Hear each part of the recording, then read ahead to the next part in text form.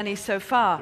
And as we near the end of this morning's journey, I'm really pleased to welcome our Director for International Relations, Charlotte Warakaulle, to say a few closing words. Charlotte.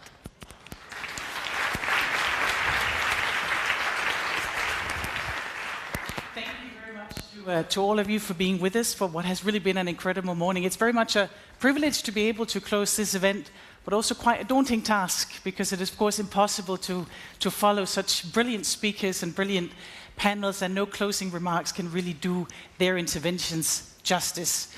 It has often been said that it's difficult to imagine a world without the web, and there it was before us just 30 years ago, and it was really fantastic to be transported back with Sir Tim and his fellow web pioneers, sharing with us the vision of the time of a world of seamless connectivity that has become the world of the web that we know today. As we heard this morning, in 1989, it was not immediately obvious to Sir Tim's contemporaries that what he called a relatively simple idea would go on to change the world and how we are connected so radically. And luckily, of course, for Sir Tim and for all of us, his boss, Mike Sendel, at the time eventually created the space for him to work, and in time, others saw and embraced the vision of an open, democratic tool that would allow the free flow of ideas and creativity around the world. Indeed, the web has delivered all of that, but as we also heard as the morning progressed, it has developed in multiple, sometimes disturbing ways as well.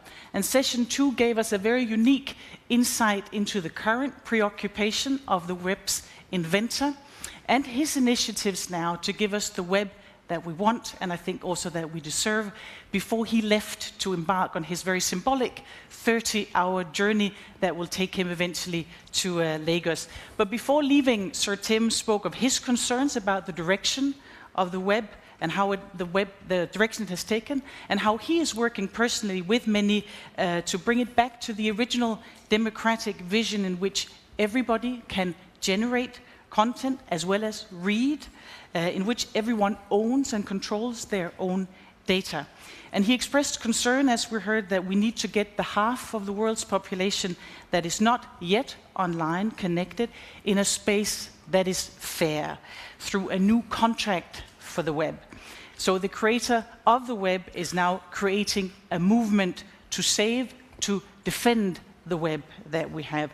And then to conclude, we were very fortunate to have with us 4+1 leading digital visionaries reflecting on the opportunities and challenges of the web of today and tomorrow. And I really would like to thank all of them. From them we learned about the challenges that we face today, the challenges that arise, as Zainab was saying so eloquently, from what actually makes the web so wonderful. It's very openness, and this is also what is our challenge. And the problems, as we learned, are very much collective. They're not individual. It's the ease with which the web can be used for surveillance, either for commercial or for political ends. The different perceptions of the web across the world, also a challenge. It was quite a worrying conversation in parts, but also one that had an optimistic thread going through it, because there is a growing recognition of the problems that we face with the web today, and also a growing movement to solve them, though we may not necessarily have reached tipping point, as Zainab pointed out earlier. So all that remains for me is to thank all of our panelists for their insights. Thank Bruno for his absolutely excellent moderation and for challenging our panelists. Of course, very much to our partners in organizing this event, the W3C, the Web Foundation. Thank you for working with us. Thanks also to the web developers we saw earlier, who have given us all the chance to experience the web as it was at the very beginning, along with the US Mission and the CERN and Society Foundation for supporting that very unique initiative. And of course, a huge and a very warm thank you to the organizing team, who have worked so hard to bring this event together. And last but not least, thank you to all of you for being with us today, to all of those who followed us around the world in different time zones. Thank you all, and let us wish Sir Tim and all those working with him every success in taking forward the vision and the idealism of 30 years ago. Thank you.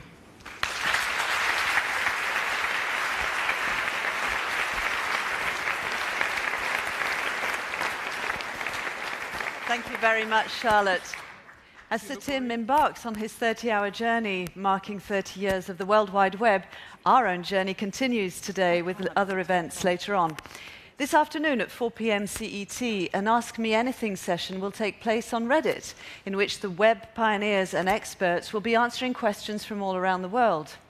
This will be followed by the celebration at the Science Museum in London at 6 PM, which you can follow by webcast.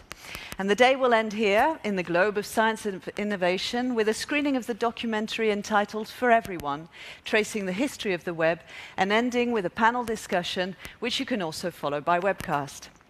This will be in French. Thank you all for having followed the Web at CERN event today, the Web at 30 at CERN event today, wherever you were, an event organized in partnership with the Web Foundation and W3C.